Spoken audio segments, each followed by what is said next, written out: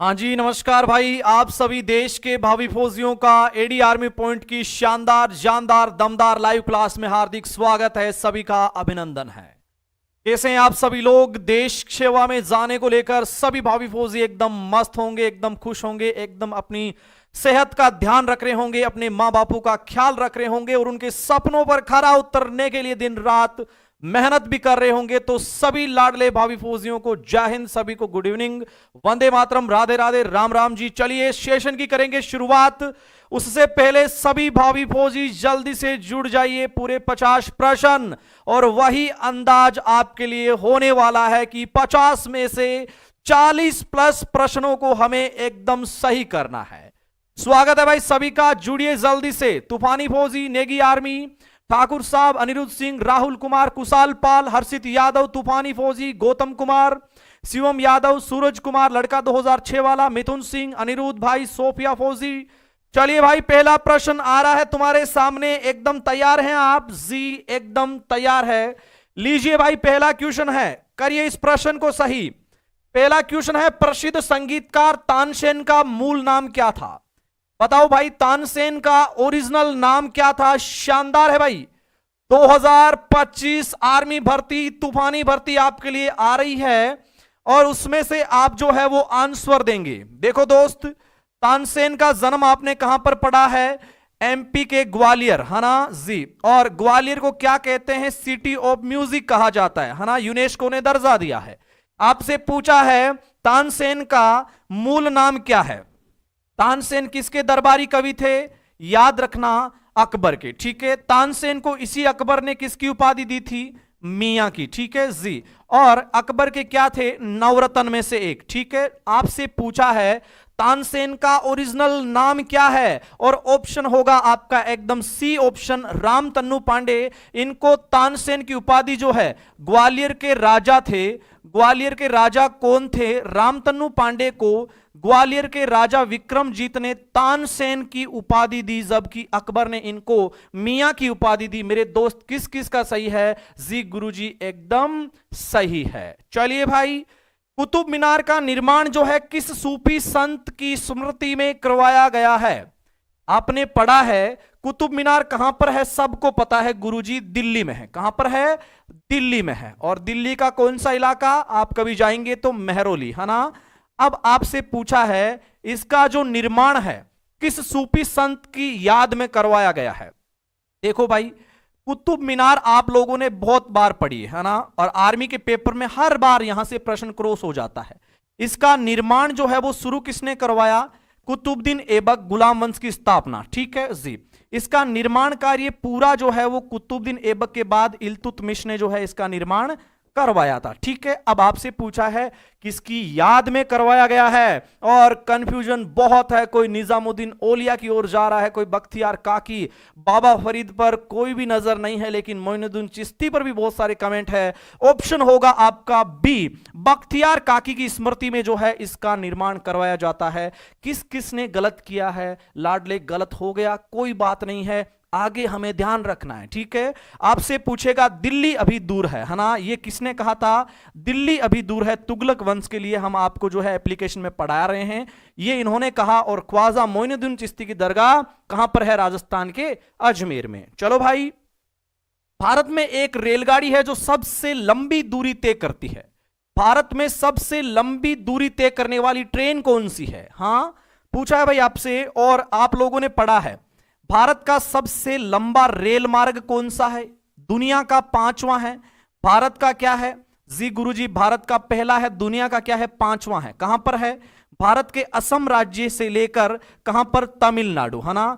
स्थान पूछेगा तुमसे, कौन सा है मेरे दोस्त? स्थान है डिब्रूगढ़, है ना। कौन सा डिब्रूगढ़? जो याद रखें, असम में और तमिलनाडु के कन्याकुमारी के बीच में कितनी दूरी है? लगभग 4200 किलोमीटर दूरी है रेलवे की, है ना। और एक ट्रेन जो है लगभग 82 घंटे का टाइम लेती है। और वो रेलगाड़ी कौन सी है मेरे लाडले?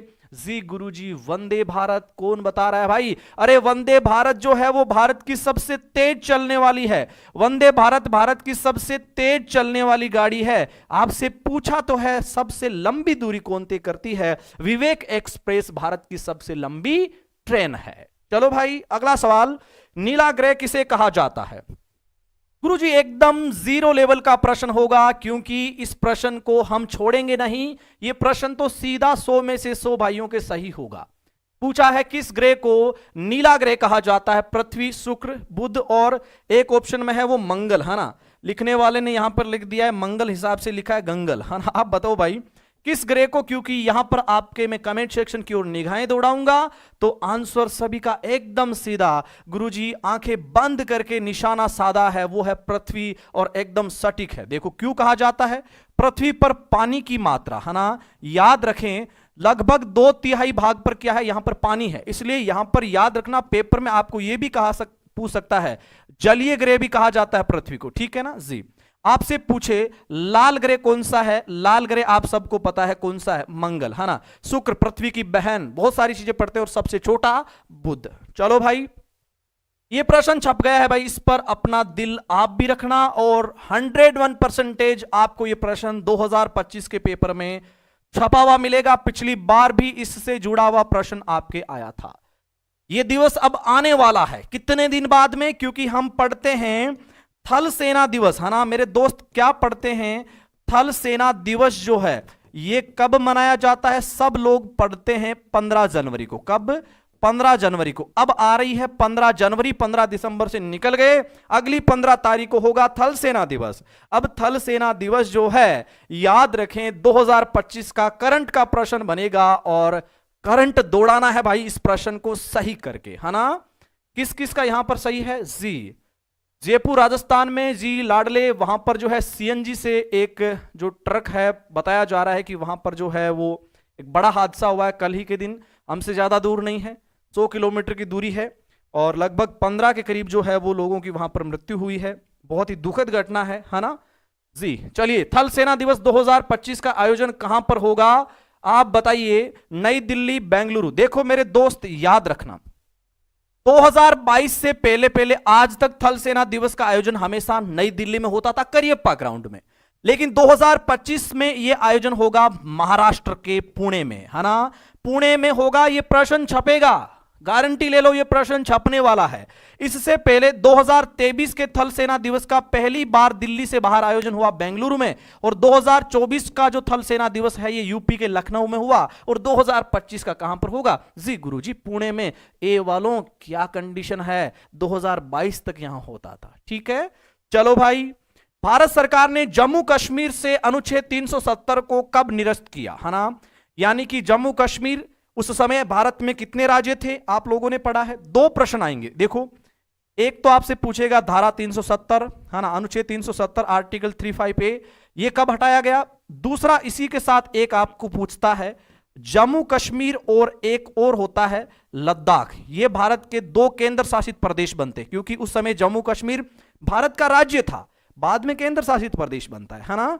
हाँ जी गुरुजी ये प्रश्न हमारा सही जा रहा है, एकदम सटीक जा रहा है, बी ऑप्शन आपका एकदम सही है। देखो 370 की बात हो रही है तो तारीख कौन सी थी? 5 अगस्त 2019, ठीक है 2019। और अगर केंद्र शासित प्रदेश पूछे तो कौन सी तारीख होगी? 31 अक्टूबर 2019, और दोनों 2019 का जो है आप याद रखें, ठीक है।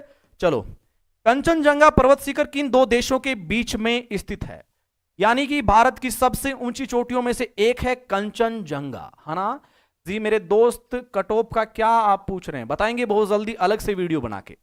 कंचनजंगा पर्वत शिखर किन 2 देशों के बीच की एक चोटी है? बताओ भाई। दुनिया की तीसरी सबसे ऊंची चोटी है ना।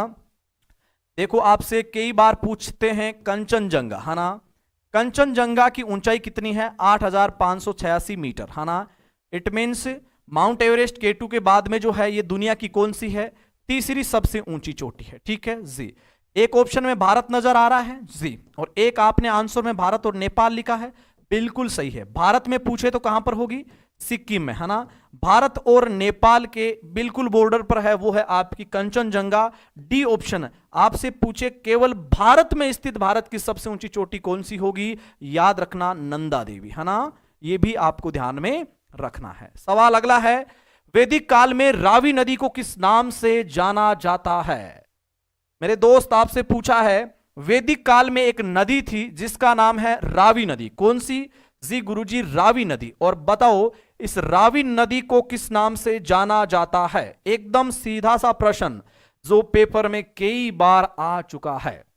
नेचर लवर अक्सिफोजी, अनिरुद्ध 2006 वाला, प्रिंस चौधरी, साहिल कुमार, दीपक कुमार, अरुण कुमार, शानदार। नीलेश शराते जी आंसर दीजिए फटाफट। अनिरुद्ध भाई, हाँ।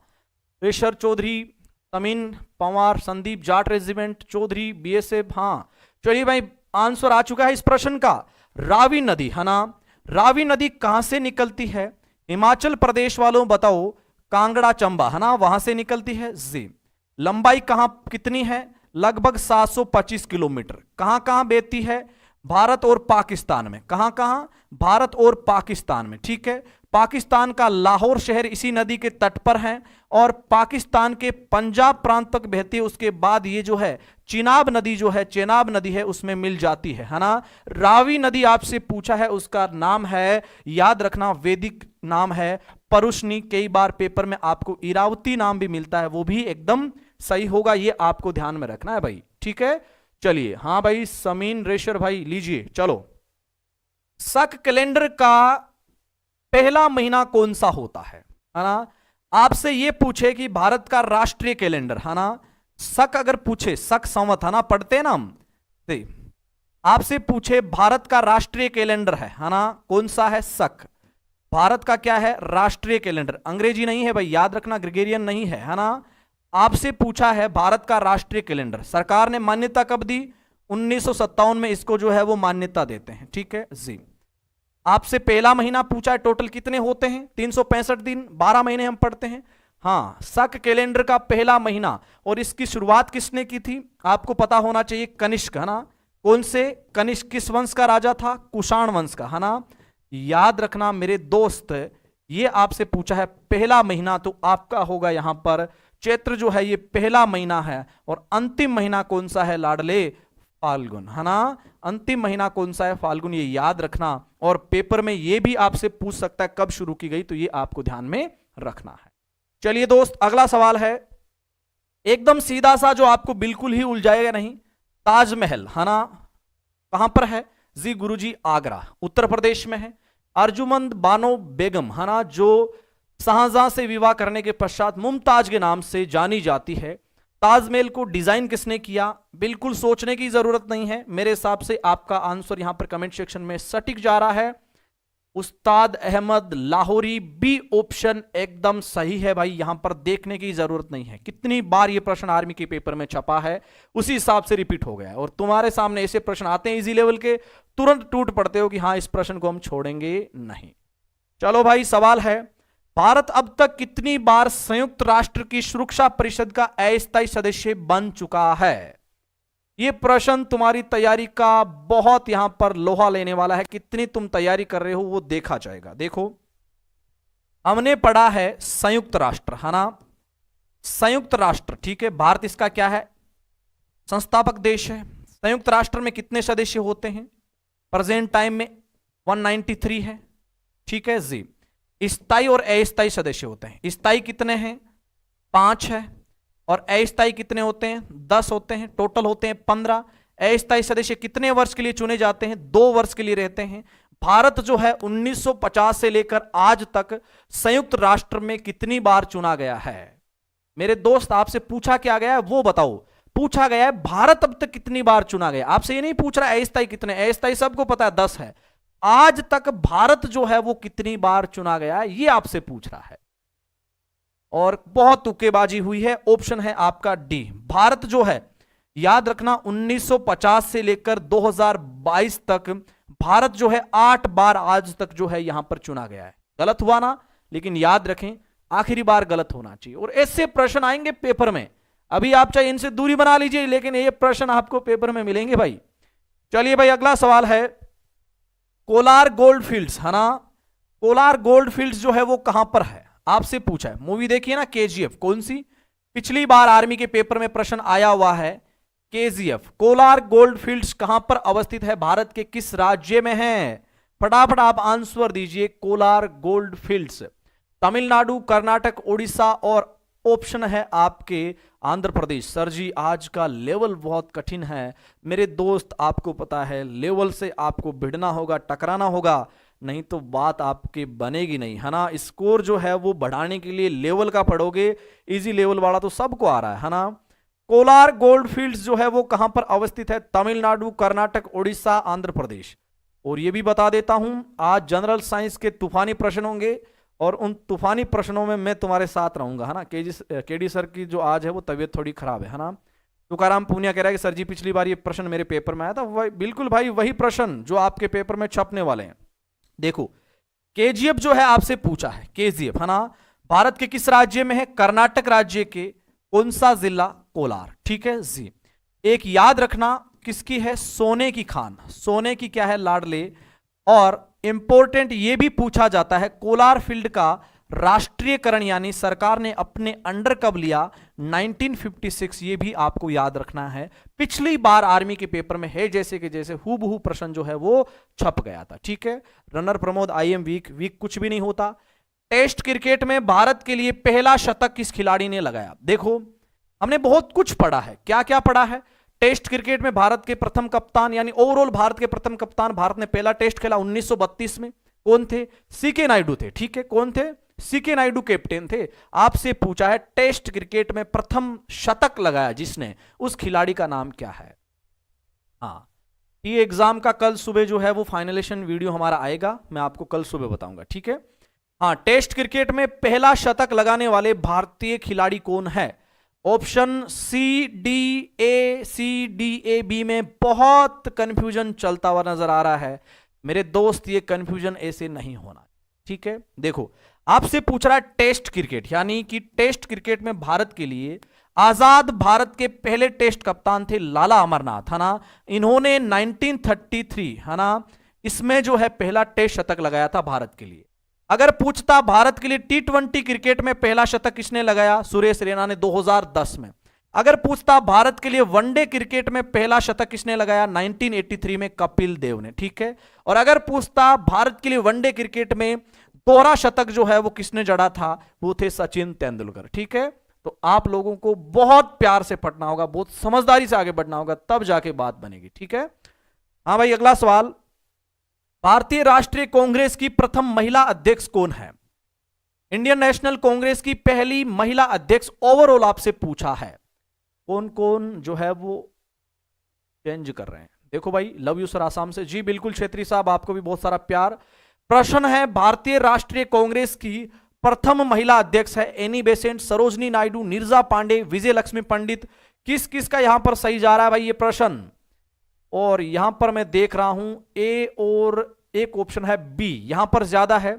जीके जीएस को कैसे याद करें मेरे दोस्त? 2025 की भर्ती आने में है, तुम लोग अभी भी नोट्स बढ़िया बनाओ, है ना, बढ़िया नोट्स बना के आगे पार होगी गाड़ी। आपसे पूछा है भारत की प्रथम महिला कांग्रेस की जो अध्यक्ष है वो है एनी बेसेंट। अगर यहां पर आपसे पूछता भारतीय, देखो प्रथम भारतीय पूछता तो कौन थी? सरोजनी नायडू। कौन थी? सरोजनी नायडू जो है भारतीय लिखा होता कहां पर? प्रथम भारतीय यहां पर लिखा होता, ठीक है। और सरोजनी नायडू कब बनी? 1925 में। ओवरऑल आपसे पूछी है तो वो कौन है? Annie Besant. तो प्रश्न में लैंग्वेज बहुत मायने रखती है। एक समस्या सबसे बड़ी क्या होती है? यहां पर भाषा अलग होती है, बहुत सारे लोग आपको इजी पढ़ाते हैं और पेपर में जब देखते हैं तो भाषा अलग होती है। हम आपको पूरे उसी लेवल पे पेपर दे रहे हैं भाई, है ना, इसलिए आपको थोड़ा बहुत कंफ्यूजन हो सकता है, लेकिन आप लोगों ने अगर आदत डाल दी ना तो 2025 में देखना नजारा अलग होगा, देखने लायक होगा। जीके का आखिरी क्वेश्चन है, अब तक के सबसे युवा राष्ट्रपति कौन है? यह प्रश्न मेरे हिसाब से जो हमारे साथी रेगुलर रहते हैं वो तो सही करेंगे, नए जो हमारे साथी हैं वो गलत करेंगे, आखिरी बार गलत करेंगे, है ना। भारत की आज तक की सबसे यंग राष्ट्रपति आपसे पूछा है एज में, है ना जी। राष्ट्रपति बनने के लिए उम्र कितनी होती है जी? गुरुजी राष्ट्रपति बनने के लिए 35 साल, है ना। आपसे पूछा है अब तक के सबसे युवा राष्ट्रपति कौन है? नीलम संजीव रेड्डी, द्रौपदी मुर्मू, राजेंद्र प्रसाद और जाकिर हुसैन। किस किस ने यहां पर जो है वो ए ऑप्शन किया है? गलत है। आज तक की भारत की द्रौपदी मुर्मू से पहले थे नीलम संजीव रेड्डी, लेकिन भारत की वर्तमान में और 15वीं राष्ट्रपति है कौन सी, याद रखना द्रौपदी मुर्मू आज तक की सबसे युवा राष्ट्रपति है। कब बनी थी? 25 जुलाई 2022 को इन्होंने शपथ ली थी। ठीक है, उस समय ये लगभग 64 साल 1 महीने की इनकी उम्र सीमा थी। ये नहीं पूछेगा 64 साल का, लेकिन ये अपने को तैयार करना है। तो जीके के हो गए 15। अब मैं आपको जनरल साइंस के प्रश्नों के तूफान में ले चलता हूं और वहां पर भी आपको बहुत जोशीला अंदाज दिखाना है। ठीक है ना, शानदार करना है भाई। जीके का लेवल है ना, आगे जैसे जैसे चलेंगे इजी से लेकर हार्ड लेवल की ओर जाएंगे। डरना नहीं है, एक सच्चे योद्धा की भांति टिके रहना है। ठीक है, चलिए भाई, जनरल साइंस का पहला सवाल, किसका जो उपयोग है वो ऊंचाई नापने के लिए किया जाता है ना। मापक यंत्र से जुड़ा हुआ सवाल है और ऊंचाई आपसे पूछा है। ऊंचाई से आप ये भी मैं आपको हिंट दे देता हूं। आप देखते हैं हवाई जहाज जो है जमीन से कितनी ऊंचाई पर जो है वो उड़ रहा है ना। या फिर आप देखते हैं बहुत सारे जो पर्वतारोही होते हैं जो जैसे माउंट एवरेस्ट पे जा रहे हैं है ना, चढ़ाई करते हैं किसी सीकर की, तो वो चेक करते हैं है ना किसकी ऊंचाई कितनी है ना, दाब के माध्यम से।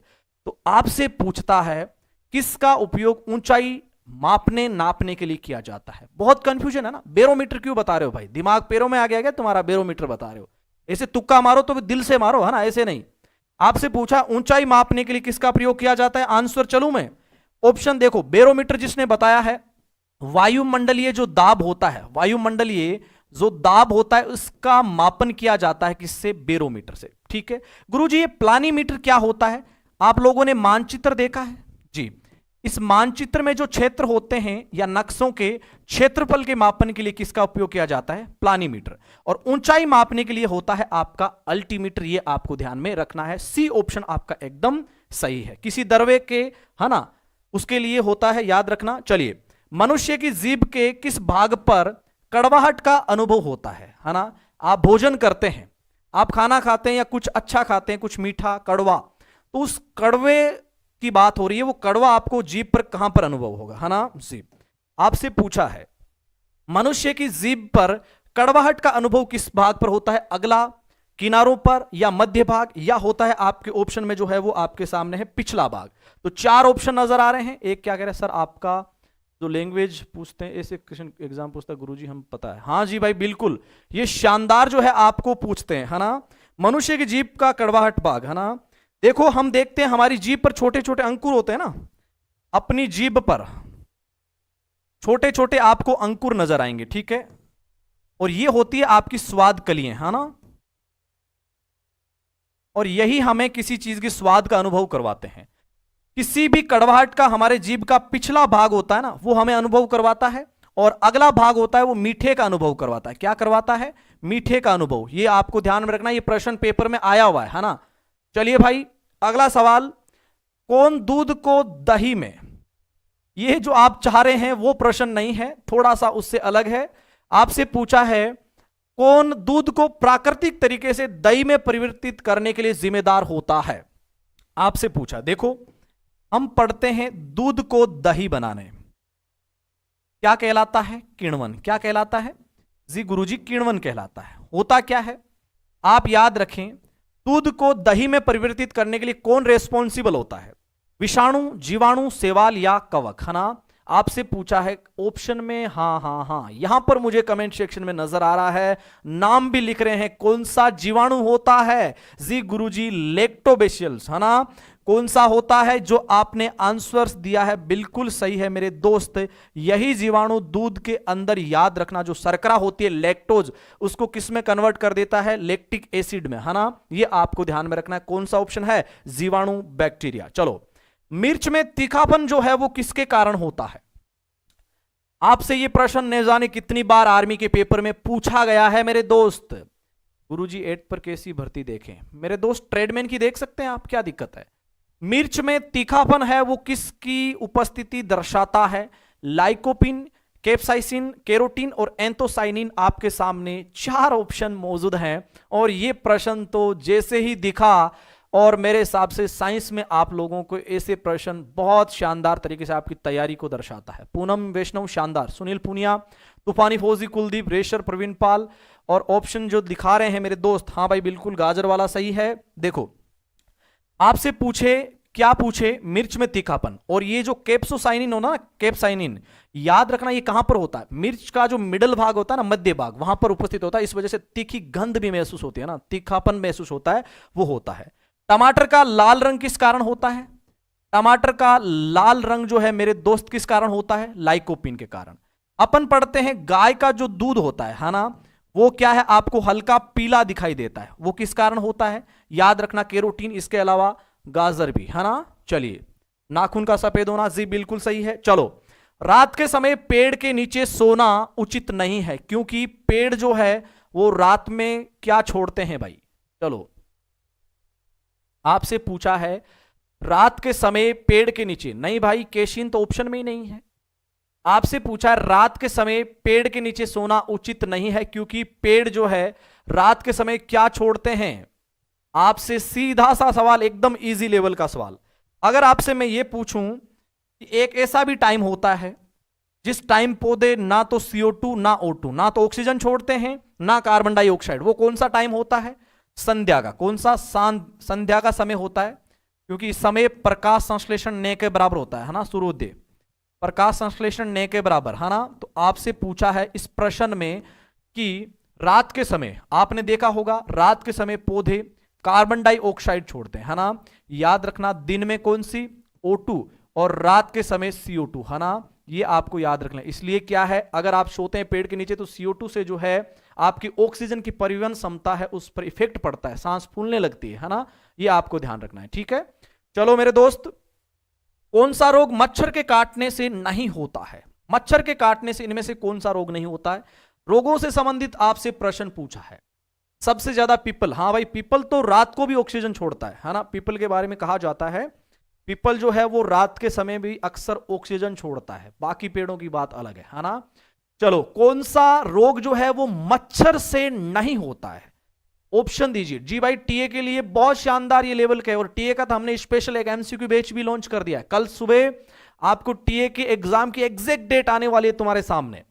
पूछा है कौन सा रोग मच्छर के काटने से नहीं होता, मलेरिया। अरे मलेरिया कौन आंसर दे रहा है, मलेरिया डेंगू तो सांप आपको दिखाई दे रहे हैं। और ऑप्शन में आकाश गुजर ने एडी का लोगो दिखा के बता दिया कि गुरुजी यहां पर निशाना साधो, तीर जो है वो तर्कस से निकल चुका है। और हेपेटाइटिस एक रोग होता है, ये क्या होता है, देखो भाई, हेपेटाइटिस किससे संबंधित, पीलिया से मत जोड़ना, वो अलग होता है। देखो, हेपेटाइटिस जो है आपके यकृत, क्या होता है, लीवर से जुड़ा हुआ एक रोग होता है। इसके कारण क्या है, लीवर में सूजन आ जाती है ना, इंसान को बहुत थकान महसूस होती है, भूख नहीं लगती है, कई सारे इसके रीजंस इसमें जो है दर्शाए जाते हैं। कौन सा रोग है, हेपेटाइटिस, ठीक है। चलो मेरे दोस्त, भोपाल गैस रिसाव त्रासदी 1984 में, 1984 में मध्य प्रदेश के भोपाल शहर में एक गैस का रिसाव होता है ना। और बहुत खतरनाक गैस होती है, हजारों लाखों की, 5 लाख लोग प्रभावित हुए थे इससे, है ना। और वो गैस कौन सी है ना, एक कंपनी थी वहां पर, वो है आपकी, याद रखना, यूनियन कार्बाइड नाम की एक कंपनी, यूनियन कार्बाइड। जैसे कल जयपुर में हुआ था ना, आपने देखा वहां पर CNG के रिसाव की घटना, एक टैंकर जो है वो टकरा जाता है किसी ट्रक से पीछे से, है ना। तो भयंकर वहां पर एक चिंगारी उठती है, और कम से कम 15 लोग मेरे हिसाब से अभी तक सुनने में आ रहा है, और कम से कम 100 के लोग जो लोग हैं वो प्रभावित है। ये जो है भोपाल MP में एक त्रासदी होती है 1984 में, ठीक है। और मेरे हिसाब से तारीख थी 2 दिसंबर, है ना, 2-3 दिसंबर की रात थी। और इस रात को एक गैस होती है, और मात्रा कितनी है, 40 टन भाई साहब, 40 टन, है ना। और उस गैस का नाम क्या है, 40 टन गैस का रिसाव होता है। आप सोचो कितनी भयंकर त्रासदी थी वो, है ना। ऑप्शन में आपको नजर क्या आ रहा है, मिथाइल आइसोसाइनेट, बी ऑप्शन आपका एकदम सही है। इस गैस के रिसाव के कारण हजारों लोग मारे जाते हैं, और कई लोग विकलांग हो जाते हैं, 15-20 हजार लोग तो विकलांग, शारीरिक रूप से जो है वो दिव्यांग हो जाते, ठीक है जी। सर जी आप इतने अच्छे क्वेश्चन कैसे लाते हो, जी भाई बिल्कुल मस्त रहो, सही 40 का मिशन दे रखा है मैंने। प्रोपेन का रासायनिक सूत्र क्या है, चलो मैं एक हिंट देता हूं, मेरे हिसाब से सही भी कर देंगे। प्रोपेन, है ना, पीछे क्या आ रहा है, एन आ रहा है, इसका मतलब कौन सी सीरीज है, पीछे एन है, इसका मतलब एल्केन श्रेणी है। कौन सी है, एल्केन श्रेणी है। और एल्केन श्रेणी का कौन सा सदस्य है, तीसरे नंबर का, है ना। और एल्केन श्रेणी के इन सदस्यों के लिए हम सूत्र फॉर्मूला क्या लिखते हैं, कार्बन और हाइड्रोजन के लिए, है ना, CnH2n+2, 2 है ना, ये लिखते हैं। तो तीसरे सदस्य, तीसरी सीरीज का है, ये तीसरा मेंबर है एल्केन श्रेणी का। तो बहुत कंफ्यूजन हो रहा है ना, अरे फॉर्मूला लगाओ भाई, इसमें तीसरे नंबर का है तो फॉर्मूला लगाओ। देखो फॉर्मूले में n की जगह आप क्या लिखेंगे, 3 है ना, C3H2 क्रॉस 3 प्लस 2 क्या हो गया, C3 और H8 आपको ऑप्शन में नजर आ रहा है, कौन सा है मेरे दोस्त, बी ऑप्शन आपका एकदम सही है। ऐसे प्रश्न आते आते गलत क्यों कर रहे हो भाई, ठीक है ना। हाँ चलिए, धूप के चश्मों के लिए निम्न में से किस कांच का प्रयोग किया जाता है। आप देखते हैं हमारे सूर्य से जो पराबैंगनी जो विकिरण आती है वो डायरेक्ट आपके आंखों में जो है वो आती है ना, इससे रोकने के लिए धूप के चश्मे होते हैं। वो धूप के चश्मे जो है वो कौन से कांच को इस्तेमाल करके जो है वो बनाए जाते हैं, है ना, बताओ भाई कौन सा वो कांच है। धूप के चश्मों के लिए आपसे पूछा है क्रुक्स, यहां पर क्रक्स नहीं है बल्कि क्रुक्स लिख लेना मेरे दोस्त, कौन सा क्रुक्स है एक जगह ऑप्शन में, है ना। और एक है पायरेक्स, एक है क्रिस्टल कांच और एक है आपके कौन सा, उपयुक्त में से कोई नहीं या कौन सा है दोस्त, कमेंट सेक्शन में निगाहें दौड़ाऊं तो बहुत सारे भावी फौजी बहुत कंफ्यूजन में चलते हैं। लेकिन मेरे भाई तैयारी करनी होगी, 2025 में सिलेक्शन लेने के लिए आप इस बात को मान लेना, यहां पर तुम्हारा सिलेक्शन है। अगर इससे नीचे रहे ना तो तुम ये बात मान के चलो, है ना, बहुत कंफ्यूजन होगा और बहुत जगह ढूंढना पड़ेगा। और 40 का स्कोर कर दिया तो किसी वीडियो देखने की जरूरत नहीं कि मैं सेफ हूं या नहीं हूं, एकदम सेफ हो 40 पर, एकदम सेफ, वो भी फाइनल सिलेक्शन के लिए। धूप के चश्मों के लिए कौन सा है दोस्त, क्रुक्स कांच, पायरेक्स है, इसके अलावा आपसे पूछा है क्रिस्टल और एक कोई सा भी नहीं। अरे दोस्त आपको कितनी बार यहां पर एप्लीकेशन में सर ने पढ़ा, ये प्रश्न मैंने भी देखा, क्रुक्स कांच है ना, इसमें क्या होता है, सीरियम ऑक्साइड होता है ना, सीरियम ऑक्साइड होता है जो क्या है, सूर्य से आने वाली पराबैंगनी विकिरण को क्या करता है, रोक देता है, अवशोषित कर लेता है ना, रोकना यानी अवशोषित कर लेता है, ठीक है। चलो भाई अगला सवाल है आपके सामने, रिसाव की पहचान करने के लिए, रिसाव की पहचान करने के लिए कौन सी है, एलपीजी में कौन सा गंधक जोड़ा जाता है, रुको रुको रुको, भाषा तुम्हें परेशान करेगी। एलपीजी है ना, लिक्विफाइड पेट्रोलियम गैस होती है घरों में खाना बनाने के लिए, ठीक है, ये गंधहीन होती है, एलपीजी की कोई गंध नहीं होती है, एलपीजी क्या होती है, गंधहीन होती है, ठीक है। अब गुरुजी हम देखते हैं सिलेंडर से जो आती है इसकी, है ना, वो क्यों आती है, तो आप इसमें बताएंगे वो गंधक कौन सा होता है, उसे गंधक कहते हैं, ठीक है, तेज गंध आती है ना, ये होती है एलपीजी, वास्तव में गंधहीन है। खाना बनाने के लिए एलपीजी एक अच्छा ईंधन माना जाता है, धुएं रहित होता है। कौन कौन सा मिश्रण होता है गुरुजी, ब्यूटेन और प्रोपेन दोनों का मिश्रण माना जाता है। अब ये गंधहीन होती है तो किसके कारण इसमें गंध आती है मेरे दोस्त, ये पूछा कौन सा वो गंधक है ना, ओरिजिनली रूप से गंधहीन होती है। एथिल मर्केप्टेन एक गंधक होता है जिसके कारण तेज गंध आती है, सिलेंडर से आपने देखा होगा।